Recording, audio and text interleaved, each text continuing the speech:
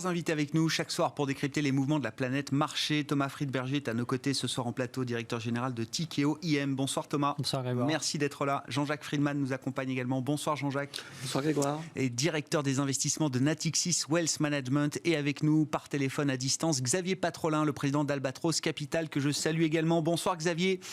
Merci beaucoup d'être avec nous par téléphone. Bienvenue messieurs pour la pire séance de l'année sur les marchés européens. Moins 2%, je dis ça avec le sourire évidemment, parce que les performances accumulées sont quand même extraordinaires depuis un an. On décrypte ça tous les jours avec vous et les spécialistes de Smart Bourse. Moins 2%, on en a vu d'autres. C'est peut-être le début d'une consolidation que tout le monde attend, Jean-Jacques. Qu'est-ce que cette séance qui marque quand même un coup d'arrêt là, dans la tendance, qu'est-ce qu'elle vous inspire et qu'est-ce qu'elle nous apprend peut-être des niveaux de marché qui ont été atteints il y a quelques heures encore? Alors si on fait le lien justement avec, on s'est vu plusieurs fois, on était très confiant, on avait un seul mot d'ordre, c'était le mot de rattrapage, c'est-à-dire qu'après cette crise, il y avait vraiment les secteurs, pour être simple, les secteurs de croissance qui avaient bien fonctionné, c'est plutôt nos gestions, et on a dû aller vers des secteurs rattrapage, value, alors à chacun de les choisir, on a plutôt choisi les matières premières, l'industrie, d'autres ont choisi les banques, enfin qu'importait, c'était la notion de rattrapage, et on voit bien que ça fait déjà un mois que ça se calme un petit peu, il y avait déjà cette notion-là, où ça se calmait, et on trouve que le marché... alors, on est resté positionné parce que on a appris l'année dernière où la baisse, finalement, s'était fait en un mois. Donc, c'est un marché, finalement, il est vraiment one way, il ne consolide pas, etc. Donc, on est resté au maximum des expositions, et là, on a coupé depuis une dizaine de jours, on est crête pour vraiment au moins revenir à la neutralité. Qu'est-ce qui vous a fait prendre cette décision? Ça m'intéresse, parce qu'il y a 10 jours, le marché était encore en plein boom, on était au sommet, on battait record sur record, et c'est intéressant a posteriori de comprendre pourquoi vous avez pris cette décision il y a 10 jours. On trouve qu'il y a une accumulation. Alors, c'est peut-être ça, il y a peut-être trop de mauvaises nouvelles, on est surpris, parce qu'il y avait vraiment matière à consolider déjà depuis un bout de temps. Alors, il y avait... déjà, je pense qu'il y a jusqu'à un mois, c'était facile de jouer les valeurs un peu pourries, si je puis dire, parce que c'est un peu un trade macro, c'est les taux montent, on joue ça, etc. Au moment où il va y avoir la publication, là, je pense qu'il y a plus de discrimination, et là, on fait attention, on se dit, avant les résultats, on préfère revenir vers des business models un peu plus solides. Et dans le discours des entreprises, ça pouvait aussi jouer aussi. Donc déjà, il y avait cet élément-là. Il y avait l'élément dont vous reparlez peut-être sur la fiscalité, où nous, ça nous a vraiment frappé que quand Donald Trump baissait les impôts, le marché le saluait, et la contrepartie n'est pas vraie. Alors qu'en plus, là, il y a l'effet d'entraînement auprès aussi des Européens et du marché en général, donc ça c'est un autre élément. Il y avait aussi, il peut y avoir des problèmes aussi au niveau de la communication des banques centrales, parce qu'on voit bien que ils n'en savent pas plus que nous, ils insistent sur le fait qu'il n'y a pas d'inflation trop manifeste, mais à un moment donné, ce discours peut peut-être être pris en faux. Ouais. Et donc à ce moment-là, le marché se dirait, ça devient un peu une succursale des États et ils n'ont plus leur autonomie. Et puis surtout, peut-être, il y aurait beaucoup de choses. Il y avait déjà, on a vu plein de petits éclatements de bulles avec les taux Archegos, ça. Oui, mais des phénomènes où la finance folle. Mais pour nous, on retrouve ces vieilles habitudes. Ouais. Mais l'élément, peut-être, c'est que c'est vraiment l'amélioration et sur le front des vaccins qui a permis la hausse. Et je pense que, et c'est marrant, le marché n'en parle pas, mais je trouve qu'il y a des éléments plutôt un peu négatifs depuis quelques semaines. On y reviendra peut-être, et que le marché n'en tient pas compte. Et c'est peut-être l'élément qui sera déclencheur. Tout le reste, c'est peut-être pour l'amplitude de la correction. On a monté énormément, etc. Tout ça, c'est dans un second temps. Mais peut-être qu'il faut se focaliser. C'est toujours un point de focalisation unique. Si on a 5, c'est qu'on a tort. Donc c'est celui qu'on doit viser, c'est peut-être sur les vaccins. Et là, je trouve qu'il se passe des choses, et on y reviendra peut-être. On pourra en redire un mot. On en reparle de la situation sanitaire depuis quelques jours. C'est un risque qui était vraiment passé au second plan quand on interroge les gérants, mais c'est un risque qui existe encore et avec des situations hors de contrôle dans des pays importants. On pense à l'Inde ou à d'autres gros émergents. Xavier Patrolin, sur effectivement cette séance du jour là, qui marque quand même un coup d'arrêt un peu brutal. Bon, moins 2%, encore une fois, je le dis avec le sourire parce qu'on en a vu d'autres, mais c'est vrai que on se demandait quand est-ce que le marché allait peut-être marquer une pause. C'est peut-être le début d'une correction aujourd'hui. Qu'est-ce que la situation vous inspire aujourd'hui, Xavier ? Si on fait un petit retour arrière depuis le jour qui précède l'annonce du premier vaccin contre le Covid, le vaccin ARN. Si on fait la décomposition de la variation du marché français en deux composantes, celle des ratios de valorisation des PE, on va dire, et des bénéfices, vous avez une progression, à hier soir, vous aviez une progression du marché de quasiment 25%, donc depuis le 6 novembre dernier. Les PE avaient contribué relativement faiblement à 2,79 et les earnings, les bénéfices nets par action avaient contribué à hauteur d'un peu plus de 22%. Donc on aurait pu dire hier soir qu'au fond le marché, la progression du marché depuis début novembre de l'année dernière était adossée à la rampe de lancement de retour des bénéfices. Sauf que normalement, lorsque vous avez une telle variation en glissement annuel, là je parle de bénéfices en glissement annuel, lorsque vous avez une telle variation en glissement annuel, normalement les ratios de valorisation commencent à baisser. Tout simplement parce qu'au cours de l'année 2020, vous avez eu une forte récession bénéficiaire et des ratios de valorisation qui, eux, ont fait l'inverse. Donc, normalement, dans la situation opposée, vous devez commencer à amorcer une baisse des ratios de valorisation alors que le booster bénéfice net par action ou bénéficiaire, lui, continue sa progression. Or, on n'a pas eu ce phénomène-là. Donc, c'était quelque chose de tout à fait étonnant et je pense que c'est ce qui est en train les prix ont continué de monter plus vite encore que les anticipations de bénéfices. Oui, à due concurrence, alors qu'on aurait dû avoir des prix qui progressent moins que les bénéfices, justement, parce que les ratios de valorisation devaient commencer, les primes de risque devaient commencer à se reconstituer. Or, les primes de risque ont un mal fou à se reconstituer sur les classes d'actifs financiers, tout simplement parce que vous êtes dans le syndrome TINA, there is no alternative, c'est-à-dire qu'au fond, les investisseurs sont totalement omnibulés par le rôle démiurgique, démiurge des banquiers centraux. Et moi, lorsque je fais des valorisations sur très longue période du marché français, mais c'est valable sur d'autres marchés européens, je suis sur des déciles de valorisation qui sont des déciles de valorisation topiche, c'est-à-dire qu'on est sur les pointes extrêmes en termes de valorisation. Ça veut dire que pour un investisseur moyen-long terme, il est sûr à quasiment à 100%, s'il investit aujourd'hui, de générer un rendement négatif sur un horizon d'investissement de 2-3 ans.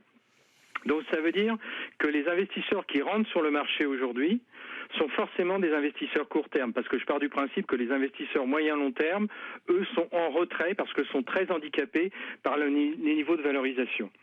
Et vous avez noté, alors bon, c'est un point de détail, c'est un indicateur qu'il faut suivre probablement avec très grande prudence, mais enfin, il est quand même intéressant. Sur le marché américain, lorsqu'on suit notamment ce qu'on appelle les insider index, on est sur des niveaux de sortie des insiders, c'est-à-dire des gens qui sont au capital de leur société et qui sortent sur les marchés financiers, qui est sans équivalent. Il faut remonter très très loin dans le temps pour avoir ce niveau de valorisation, ce niveau de sortie des insiders. Donc ça veut dire que vous avez des marchés qui sont des marchés equity qui sont au plus haut et des gens qui connaissent des valorisations, j'allais dire en interne, puisqu'ils sont dans leur boîte et qui sortent massivement. Donc ça veut dire qu'ils pompent de l'argent et qui font des conversions cash. Donc ce que je crois ce qui est en train de se passer, c'est le début d'un retournement. C'est peut-être pas une vague baissière massive qui s'annonce, mais c'est simplement la réintroduction progressive de primes de risque sur la classe action, avec un espèce de scénario qui était trop blue sky, c'est-à-dire on était dans un scénario où au fond tout était assis, rectiligne, il y avait très peu de volatilité.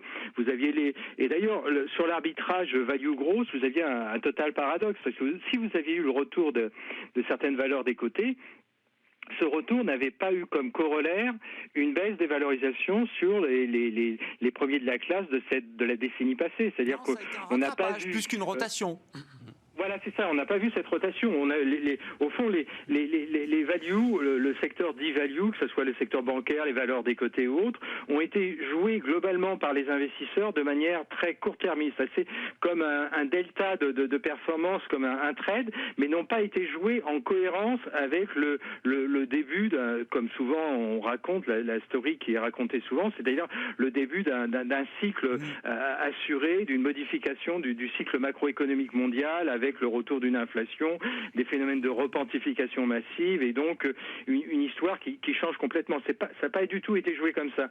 Donc ça voulait dire probablement que le marché avait plutôt joué les derniers de la classe, mais comme vous savez, ça c'est un vieux truc de boursier, on dit les fins de hausse se caractérisent souvent par une recherche de la performance sur ce qu'on appelle le purgatoire, mais c'est une recherche purement opportuniste, c'est pas du tout une recherche avec une inversion complète du paradigme, c'est-à-dire de la perception qu'ont les investisseurs sur le moyen long terme, et donc le cycle économique n'était pas joué franchement du point de vue equity, parce qu'à ce moment-là, s'il avait été joué aussi franchement du point de vue equity, on aurait dû voir des débuts d'allègement sur les secteurs qui avaient été les porte-étendards de la décennie passée, notamment la techno, les valeurs qui sont indexées sur la classe moyenne de la zone asiatique, les flagships type LVMH et consorts, ce qu'on n'a pas vu.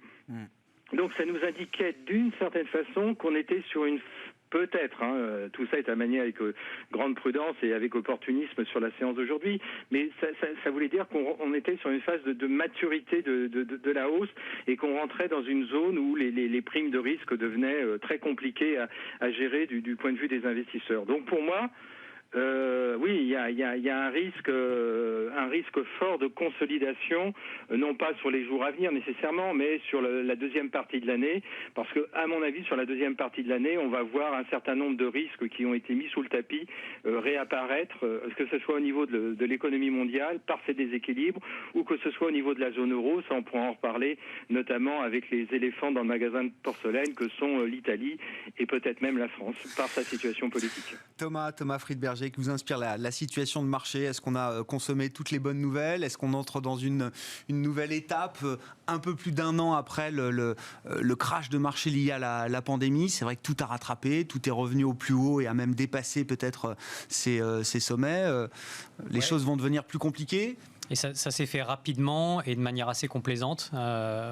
Sur le S&P 500, les 1000 derniers points, par exemple, ont été faits en un peu plus de 400 jours. Ouais. Ça ne s'était jamais fait aussi rapidement pour 1000 points. Alors, OK, le passage de 3000 à 4000 en pourcentage, c'est moins que le passage de 2000 à 3000, mais quand même, c'est le record historique, c'est un record historique, comme d'autres records. Et puis, ça s'est fait de manière assez complaisante, comme ça a été dit, c'est-à-dire qu'on voit bien que l'anticipation de la croissance n'est pas forcément en ligne avec la croissance réalisée, en tout cas sur les derniers mois et les derniers trimestres. On le voit à chaque fois qu'un grand pays, peut-être à part les États-Unis, poste un chiffre de croissance réalisé pour un mois ou pour un trimestre. On voit que c'est en dessous de ce qui avait été anticipé il y a encore quelques mois. Et on voit bien qu'il y a un espèce de grand écart avec lesquels les économistes, je vais dire officiels, ceux des ministères, ceux des banques centrales sont de moins en moins à l'aise, que ce soit en France où on anticipait une croissance encore au début de l'année de 6% cette année. Et puis on voit bien qu'à mesure que l'année avance, on n'y est pas. Même en Inde, vous citiez l'Inde tout à l'heure, et des taux de croissance anticipés en Inde par le FMI au-dessus de 10%. L'Inde, c'est le pays aujourd'hui le plus touché par la pandémie. Et donc, les économistes indiens commencent à dire, attention, l'économie ne va pas faire 10% cette année. Et donc, cette complaisance-là, on voit bien qu'elle est en train de s'évaporer à mesure que l'année passe et que ce virus, finalement, reste là. Et puis, effectivement, les niveaux de valorisation en absolu sont même ceux de très long terme, ceux qu'on regarde, la capitalisation boursière sur le PIB, par exemple. Aux États-Unis, on est à 220%, c'est le record historique, c'est 90% au-dessus de la moyenne long terme. Dans le monde, c'est un peu plus de 100%. Je crois que la market cap mondiale, c'est aujourd'hui, si je ne me trompe pas, plus de 100 trilliards de dollars. Oui, c'est ça, 100 000 milliards. Ça traverse les 100 000 milliards de dollars. Le PIB mondial, c'est à peu près 90 milliards. Donc c'est pareil, c'est un plus haut historique. Donc on est sur des niveaux qui ne laissent pas trop de marge de manœuvre aux mauvaises nouvelles, finalement. Ouais. Et donc toute l'idée, effectivement, d'une nouvelle génération de croissance, d'un nouveau cycle, tout ça, c'est quelque chose qui est remisé au placard pour l'instant? Pas forcément, parce que c'est... Vous avez cité l'exemple américain, je suis d'accord, enfin, c'est quand même la première économie du monde, le marché directeur, et pour le coup, les chiffres sont booming. Là, les chiffres sortent très au-delà des attentes, Thomas. Ils sont booming, il y a une réserve de spending, de dépenses aux États-Unis qui est considérable, parce que les revenus des ménages américains n'ont pas baissé en 2020, alors qu'on a eu une année de récession, c'est pareil, ça ne s'était jamais produit dans l'histoire. Et donc, parce qu'ils ont été aidés, parce qu'il y a eu des effets richesse sur les effets de baisse de taux sur les mortgages. Donc, effectivement, il y a une réserve de dépenses qui est énorme. Il y a aussi un effet démographique, notamment en Chine, avec le vieillissement de la population chinoise, une augmentation du pouvoir d'achat des Chinois. En 2024, la Chine, les dépenses de consommation de la Chine devraient dépasser celles des États-Unis en valeur absolue. Donc, le consommateur chinois va prendre le relais. Donc, il y a ça. Mais n'empêche qu'on est quand même sur des niveaux de valorisation extrêmement élevés et qu'il faut faire attention. Et donc, c'est pour ça qu'on est souvent amené à dire que la dispersion est probablement la nouvelle forme de correction. On ne sait pas s'il y aura des corrections sévères dans des environnements extrêmement complaisants sur les taux et les packages fiscaux. En revanche, ce qu'on sait, c'est que les sociétés qui sont bien positionnées vont surperformer massivement celles qui le sont moins ou celles qui ont des problèmes, qu'ils soient financiers ou extra-financiers d'ailleurs. Et donc cette dispersion-là, c'est probablement la nouvelle forme de correction. La qualité plus que jamais alors. Oui. Ouais, c'est ça. Ouais. La question de la fiscalité, alors la grande lutte fiscale emmenée par les pays anglo-saxons d'ailleurs, c'est intéressant, les États-Unis, mais le Royaume-Uni aussi projette des augmentations d'impôts, peut-être horizon 2023, si je ne dis pas de bêtises, dans les budgets, les projets de budget qui ont été présentés. Ça devient un vrai sujet pour le marché ou pas ? Parce que jusqu'à présent, on en a parlé pour dire que le marché haussait à peine les épaules quand on parlait de remonter les taxes sur les entreprises notamment.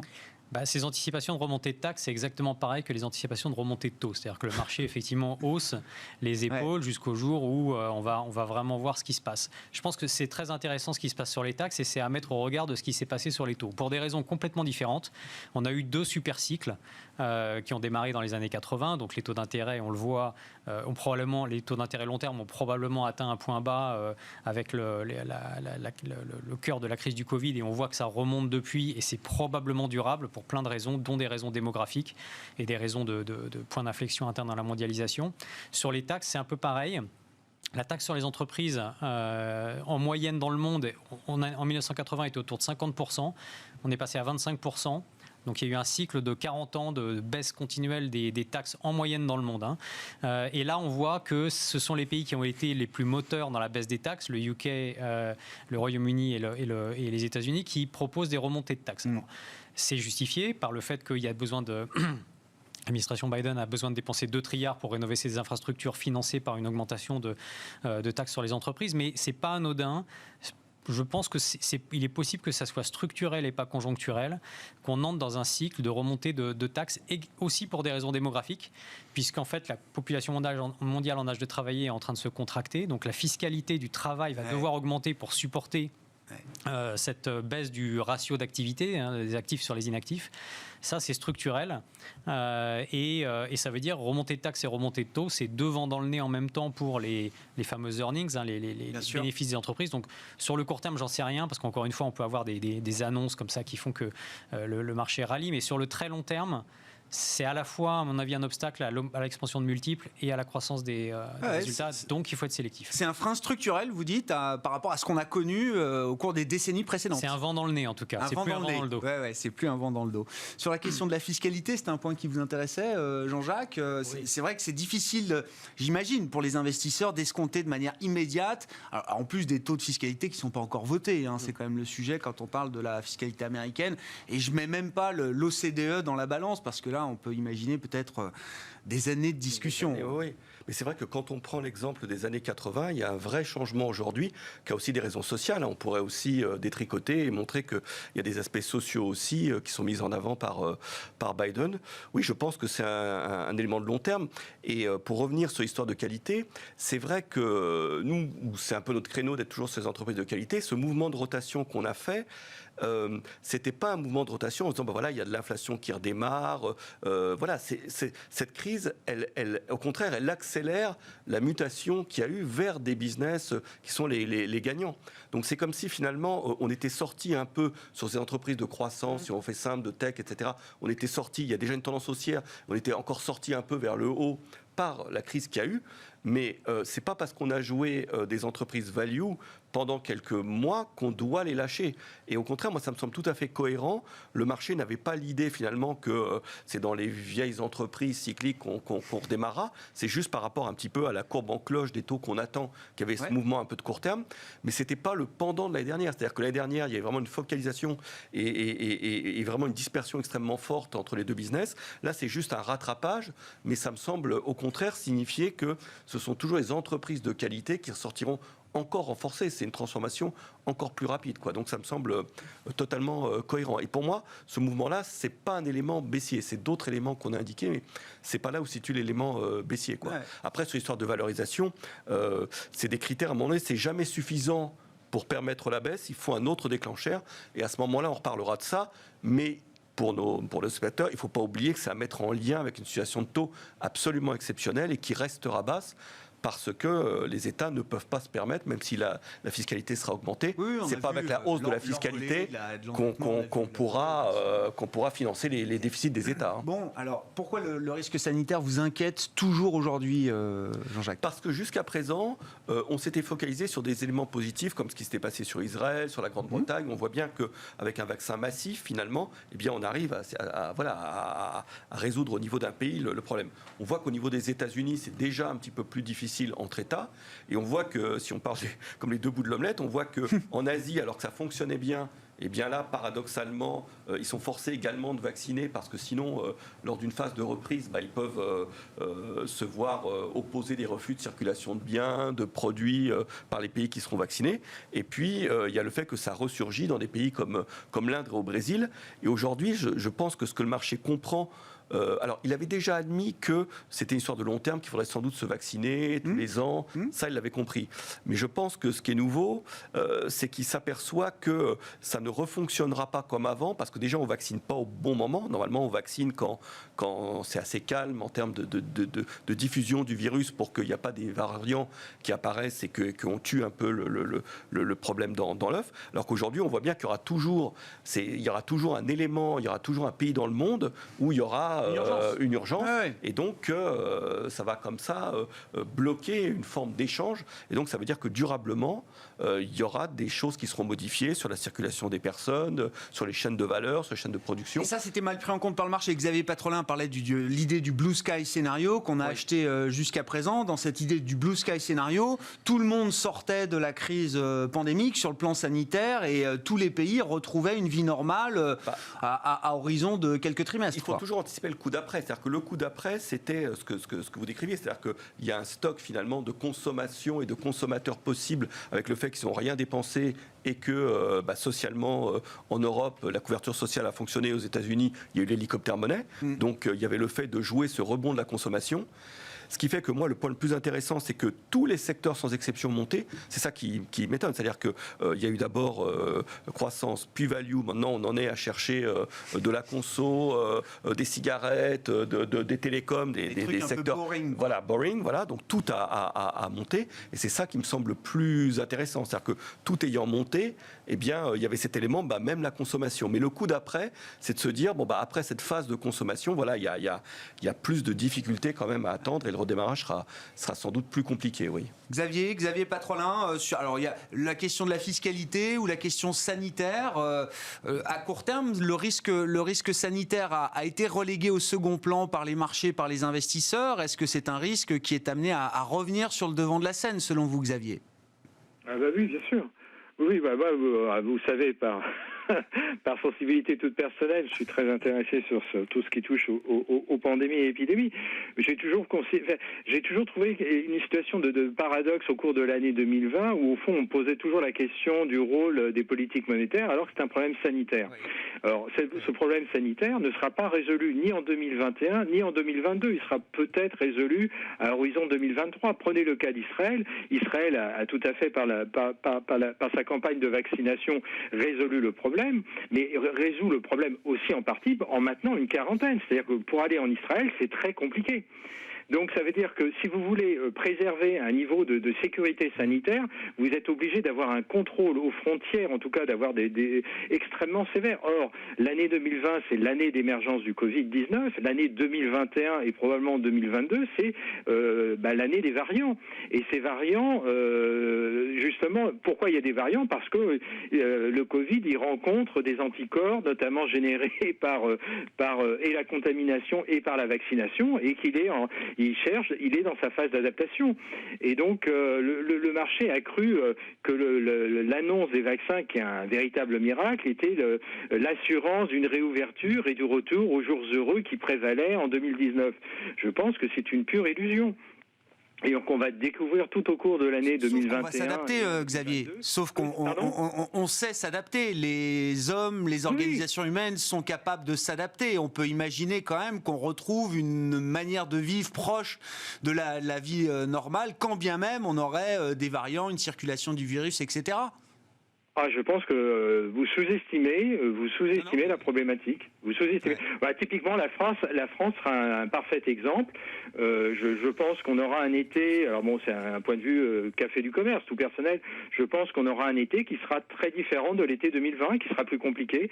On a fait un choix de politique sanitaire qui fait qu'on sera probablement sur un plateau beaucoup plus élevé de contamination qu'au cours de l'année 2020, et que les choses seront et qu'on n'aura pas cette fameuse réouverture. Et d'ailleurs, vous voyez bien que les pouvoirs publics sont en train d'avancer à pas extrêmement comptés sur la phase de réouverture, qu'elle sera probablement très progressive, très compliquée, que la vaccination va diffuser probablement avec des forces de friction que l'on a minorées, et que donc la vaccination n'est pas la solution ubitorbi. Elle est un élément de la solution, bien entendu, mais ne suffira pas. Et donc, probablement qu'il faut, pondérer. Et on commence à réviser la croissance 2021, mais je pense qu'on n'a pas terminé les révisions, et ce qui est valable pour la France est valable pour d'autres pays européens. C'est vrai que sur le plan économique, il y a un gros enjeu quand même sur la saison estivale. C'est-à-dire essayer de garantir une saison estivale favorable, positive pour bon nombre d'activités. C'est un enjeu très important sur le plan économique, ne serait-ce que pour le secteur du tourisme, de l'hôtellerie, du loisir, etc. Sur les marchés, Thomas Friedberger, je reviens avec vous. Alors, on évoquait là quelques petites exubérances ici et là. Je parlais de la finance folle. Je ne sais pas si on est revenu dans le schéma de la finance folle qui reprend parfois le dessus. Il y a un sujet intéressant et qui vous intéresse en premier lieu, c'est le sujet des SPAC, puisque Tikehau, je rappelle, est sponsor du SPAC Mustier. Les SPAC se multiplient encore aujourd'hui, sauf que quand on regarde le cours de bourse de ces SPAC, on voit qu'ils sont en baisse de 20%, je crois, depuis le début de l'année, notamment sur le marché américain, qui concentre évidemment le plus gros des SPAC aujourd'hui. Alors, qu'est-ce qui se passe avec ce phénomène ? Pourquoi les SPAC baissent ? Et puis, on en parlait avec vous la fois précédente, Thomas. Vous nous expliquez, il y a les bons et les mauvais SPAC. Alors, c'est quoi la différence ? Alors, Tikehau est co-sponsor avec Financière Agache, Jean-Pierre Mustier et Diego De Giorgi d'un SPAC, effectivement, dont les CEO sont Jean-Pierre Mustier et Diego De Giorgi. Et Financière Agache, c'est Bernard Arnault, je le rappelle. Voilà, pour le côté people. SPAC qui s'intéressera à la sphère financière. Voilà. Effectivement, oui, donc ces SPAC, on en avait parlé une fois également, il y a quelques temps, au moment où c'était très à la mode, et je vous avais dit, effectivement, il y a les bons et les mauvais. C'est comme dans tout, la dispersion étant la nouvelle forme de correction, c'est pas étonnant de voir qu'il y a une dispersion énorme dans l'évolution du prix des SPAC. Il ne faut pas oublier qu'un SPAC, c'est quoi ? C'est un mandat donné à une équipe de management, en l'occurrence là Jean-Pierre et Diego, pour aller chercher dans le monde du non-coté une entreprise, l'amener au marché pour la coter totalement ou partiellement.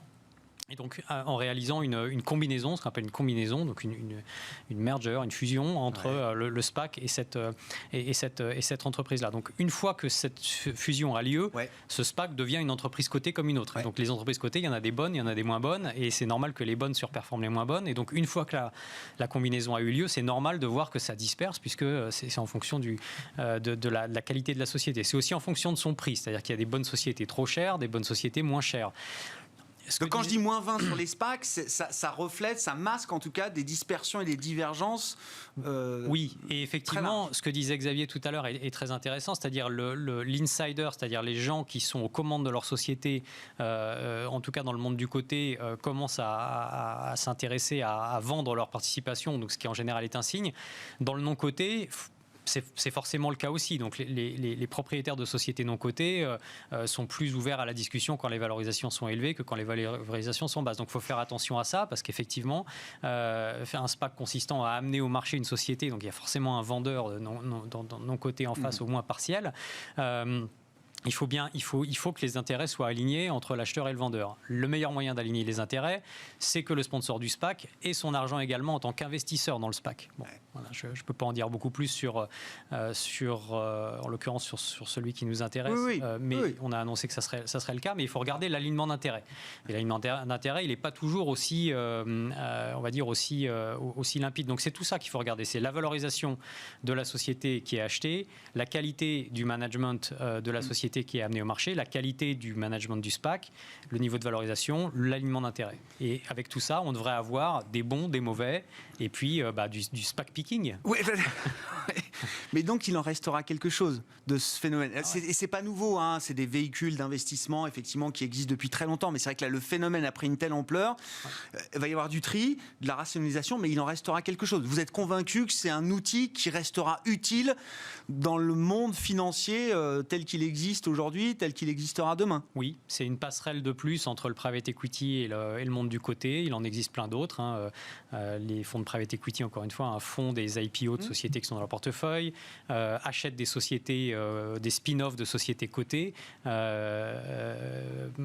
Des sociétés cotées achètent des sociétés non cotées à des fonds de private equity. Donc ça, c'est des passerelles. Le SPAC en est une.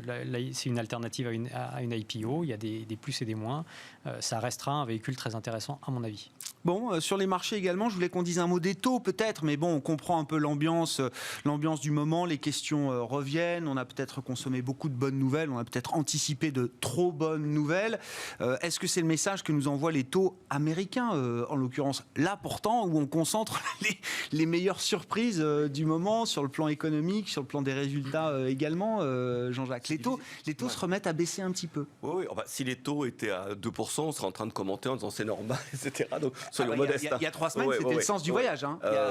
Fin mars, début avril, c'était direction 2%, et tout le monde était aligné là-dessus. Oui, je pense qu'il peut y avoir des éléments. Alors, il y a peut-être un rebalancement aussi, parce que c'est vrai que si, par exemple, nous, on était surexposés sur les actions, et ben, avec la dérive des actions qui ont pris 10%, ben, si vous aviez 55%, vous avez 60% d'actions, ben, vous vendez un peu d'actions, vous rachetez un peu d'obliques, voilà, pour vendre 60-40. Donc, il y a pu avoir cet élément-là.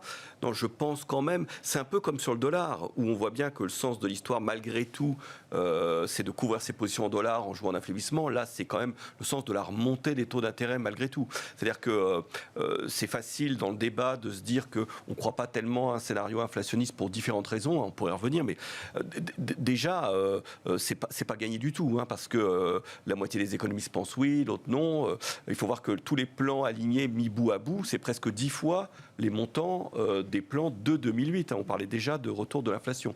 Nous, un des éléments, et c'est pour faire le lien aussi avec ce que vous disiez sur les SPAC, c'est que quelque part, c'est toute cette injection de liquidité, ces taux bas, ça avait permis une valorisation du private equity que n'avait pas suivi le côté. Et je trouve que toutes ces passerelles qui se créent entre le côté et le non-côté, c'est une façon aussi peut-être, dans le fond, d'avoir une lame de fond pour une revalorisation de ce marché qui a été un peu abandonné, ce marché côté. Mais je pense qu'on aura des chiffres mécaniquement d'inflation, enfin de hausse des prix plus élevés.